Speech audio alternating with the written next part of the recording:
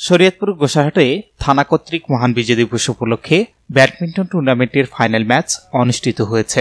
বুধবার রাত 8টার দিকে গোসাহাট থানার আয়োজনে থানা কম্পাউন্ডে এই ব্যাডমিন্টন টুর্নামেন্টের ফাইনাল খেলার আয়োজন করা হয়।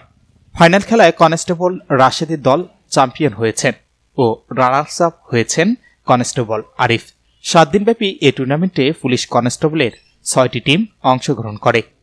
গোসাহাট থানা অফিসার ইনচার্জ মাকসুদ আলম জানান, পুলিশের মানসিক চাপকে কমানোর উদ্দেশ্যে মহান বিজয় দিবস উপলক্ষে অফিসার ফোর্সদের মাঝে এ খেলার আয়োজন করা হয়। ব্যাডমিন্টন প্রতিযোগিতা চূড়ান্ত খেলা শেষে প্রীতিভোজ আয়োজন করা হয়েছে।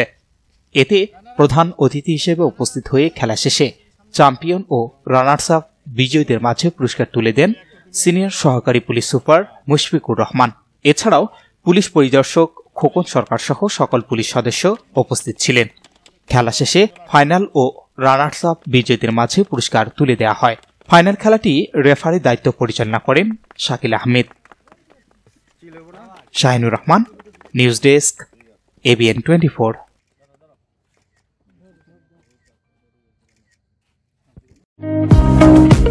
আলম সার প্যালেস, এখানে TV, fridge, rod, cement, shallow machine ও পাওয়ার টিলার সহজ কিস্তিতে বিক্রি করা হয়। প্রোপাইটার মোহাম্মদ মিস্টার আলম, স্থান খালাসপীর, পীরগঞ্জ, রংপুর।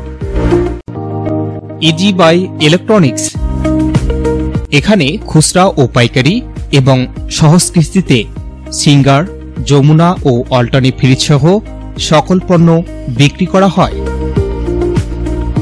প্রোপাইটার মোহাম্মদ আব্দুর রাজ্জাক মণ্ডল, স্থান উপজেলা পরিষদ সংলগ্ন জামতলা রোড, পীরগঞ্জ, রংপুর।